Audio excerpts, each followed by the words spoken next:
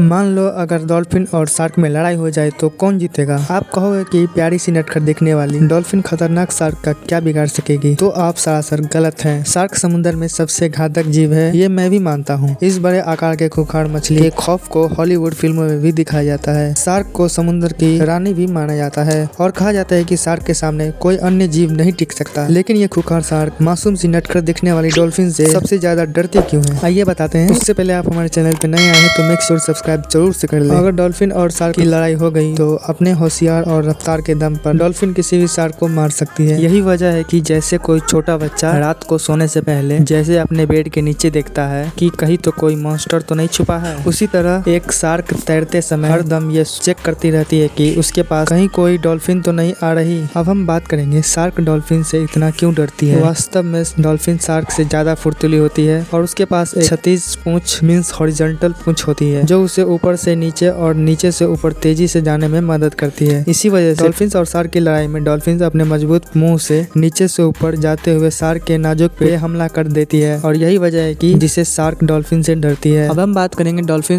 की फुर्ती और लचीलापन के बारे में। डॉल्फिन की हड्डियां और मांसपेशियां बेहद लचीली होती है। इसी वजह से डॉल्फिन शार्क की तुलना में कई गुना ज्यादा तेजी से पानी में ऊपर से नीचे और नीचे से ऊपर हो सकती है। शार्क की पूंछ वर्टिकल होती है, इसीलिए शार्क दाएं या बाएं मुड़ सकती है। डॉल्फिन और शार्क की लड़ाई में नीचे से ऊपर और ऊपर से नीचे मूव करने के लिए शार्क की ये वर्टिकल पूंछ मददगार नहीं होती, लेकिन डॉल्फिन को पूंछ क्षैतिज यानी हॉरिजॉन्टल होती है और इसी शेप की सहायता से डॉल्फिन पानी में तेजी से डुबकी लगाकर उतनी ही तेजी से अपनी दिशा बदलते हुए पानी के कई फीट ऊपर छलांग लगा देती है। एक शार्क ये कारनामा कभी नहीं कर सकती। इसीलिए अगर डॉल्फिन और शार्क में अगर लड़ाई हुई तो ज्यादा चांस है कि डॉल्फिन ही जीतेगी।